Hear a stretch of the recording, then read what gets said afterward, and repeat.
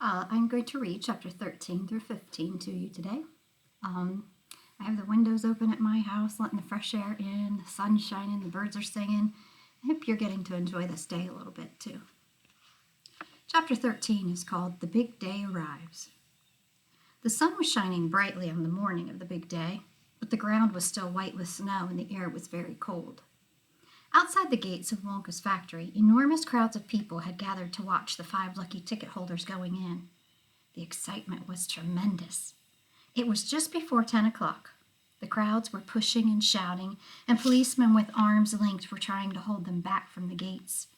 Right beside the gates, in a small group that was carefully shielded from the crowds by the police, stood the 5 famous children, together with the grown-ups who had come with them. The tall, bony old figure of Grandpa Joe could be seen standing quietly among them, and beside him, holding tightly onto his hand, was little Charlie Bucket himself. All the children except Charlie had both their mothers and fathers with them, and it was a good thing that they had, otherwise the whole party might have gotten out of hand. They were so eager to get going that their parents were having to hold them back by force to prevent them from climbing over the gates. "Be patient," cried the fathers. "Be still. It's not time yet. It's not 10 o'clock. Behind him, Charlie Bucket could hear the shouts of the people in the crowd as they pushed and fought to get a glimpse of the famous children.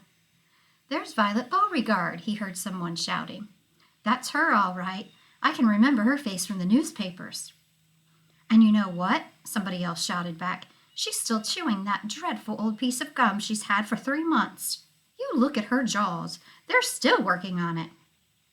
"Who's the big fat boy?" "That's Augustus Gloop." "So it is.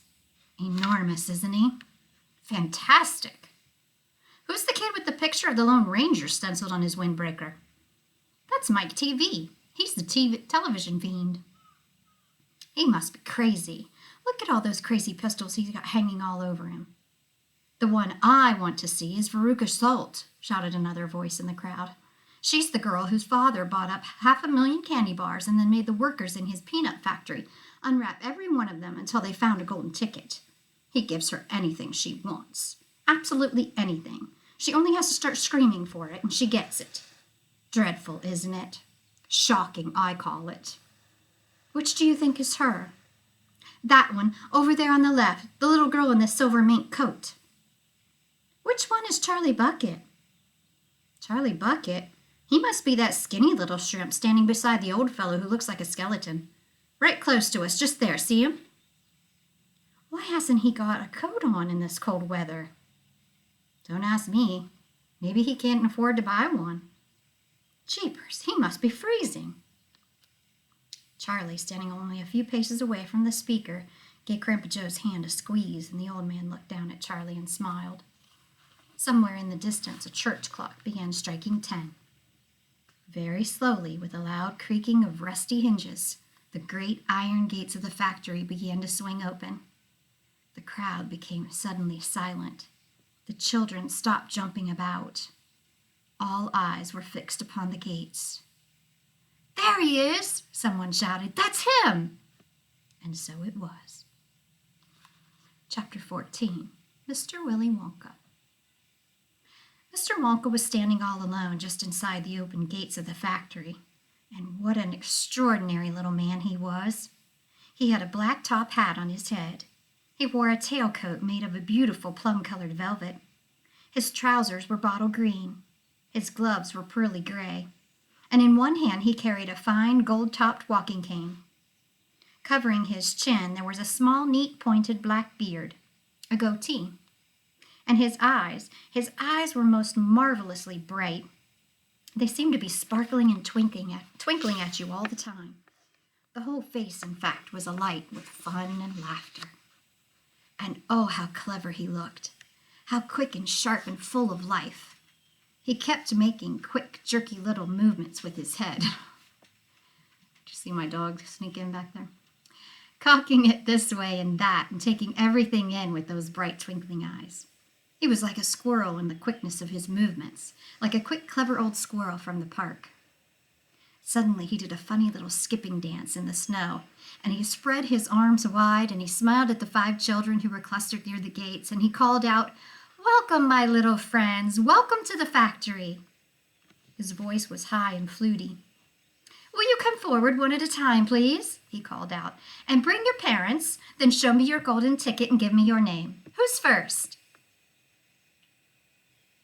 The fat boy stepped up. I'm Augustus Gloop, he said. Augustus, cried Mr. Wonka, seizing his hand and pumping it up and down with terrific force. My dear boy, how good to see you. Delighted, charmed, overjoyed to have you with us. And these are your parents? How nice. Come in, that's right. Step through the gates. Mr. Wonka was clearly just as excited as everybody else. My name, said the next child to go forward, is Veruca Salt. My dear Veruca, how do you do? What a pleasure this is. You do have an interesting name, don't you? I always thought a verruca was a sort of wart that you got on the sole of your foot, but I must be wrong, mustn't I?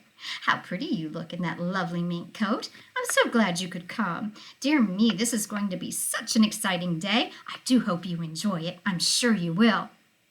I know you will. Your father? How are you, Mr. Salt? And Mrs. Salt? Overjoyed to see you. Yes, the ticket is quite in order. Please go in. The next two children, Violet Beauregard and Mike TV, came forward to have their tickets examined, and then to have their arms practically pumped off their shoulders by the energetic Mr. Wonka. And last of all, a nervous voice whispered, Charlie Bucket. Charlie, cried Mr. Wonka. Well, so there you are. You're the one who found your ticket only yesterday, aren't you? Yes, I read all about it in this morning's papers. Just in time, my dear boy. I'm so glad, so happy for you. And this, your grandfather? Delighted to meet you, sir. Overjoyed, enraptured, enchanted. All right, excellent. Is everybody in now? 5 children? Yes? Good. Now, will you please follow me? Our tour is about to begin, but do keep together. Please don't wander off by yourselves. I shouldn't like to lose any of you at this stage of the proceedings. Oh, dear me, no. Charlie glanced back over his shoulder and saw the great iron entrance gates closing slowly behind him. The crowds on the outside were still pushing and shouting. Charlie took a last look at them. Then, as the gates closed with a clang, all sight of the outside world disappeared. Here we are, cried Mr. Wonka, trotting along in front of the group. Through this big red door, please. That's right. It's nice and warm inside. I have to keep it warm inside the factory because of the workers.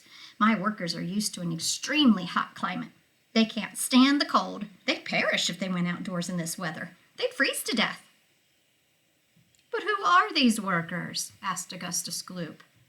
All in good time, my dear boy, said Mr. Wonka, smiling at Augustus. Be patient. You shall see everything as we go along. Are all of you inside? Good. Would you mind closing the door? Thank you. Charlie Bucket found himself standing in a long corridor that stretched away in front of him as far as he could see. The corridor was so wide that a car could easily have been driven along it. The walls were pale pink. The lighting was soft and pleasant. How lovely and warm, whispered Charlie. I know, and what a marvelous smell, answered Grandpa Joe, taking in a long, deep sniff. All the most wonderful smells in the world seemed to be mixed up in the air around them. The smell of roasting coffee and burnt sugar and melting chocolate and mint and violets and crushed hazelnuts and apple blossom and caramel and lemon peel. And far away in the distance, from the heart of the great factory, came a muffled roar of energy, as though some monstrous, gigantic machine were spinning its wheels at breakneck speed. Now this, my dear children, said Mr. Wonka, raising his voice above the noise, this is the main corridor. Will you please hang your coats and hats on those pegs over there and then follow me? That's the way. Good. Everyone ready? Come on then, here we go. He trotted off rapidly down the corridor with the tails of his plum-colored velvet coat flapping behind him, and the visitors all hurried after him. It was quite a large party of people when you come to think of it. There were 9 grown-ups and 5 children, 14 in all, so you can imagine that there was a good deal of pushing and shoving as they hustled and bustled down the passage, trying to keep up with the swift little figure in front of them. Come on, cried Mr. Wonka. Get a move on, please. We'll never get around today if you dawdle like this. Soon he turned right off the main corridor into another slightly narrower passage. Then he turned left, then left again, then right, then left, then right, then right, then left. The place was like a gigantic rabbit warren with passages leading this way and that in every direction. Don't let go of my hand, Charlie, whispered Grandpa Joe. Notice how all these passages are sloping downwards, called out Mr. Wonka. We're now going underground. All the most important rooms in my factory are deep down below the surface. Why is that? Somebody asked. There wouldn't be nearly enough space for them up on top, answered Mr. Wonka. These rooms we are going to see are enormous. They're larger than football fields. No building in the world would be big enough to house them. But down here, underneath the ground, I've got all the space I want. There's no limit, so long as I hollow it out.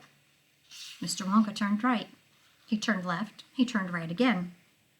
The passages were sloping deeper and deeper downhill now. Then suddenly Mr. Wonka stopped. In front of him, there was a shiny metal door.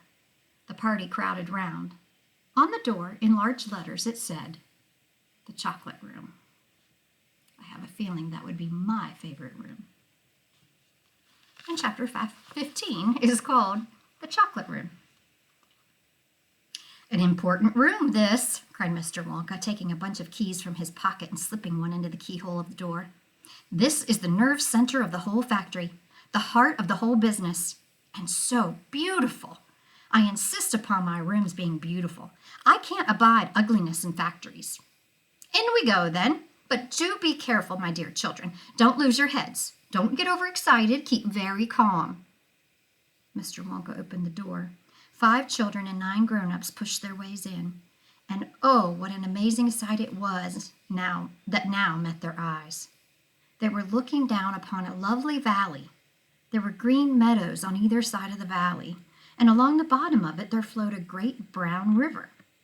What is more, there was a tremendous waterfall halfway along the river, a steep cliff over which the water curled and rolled in a solid sheet, and then went crashing down into a boiling, churning whirlpool of froth and spray.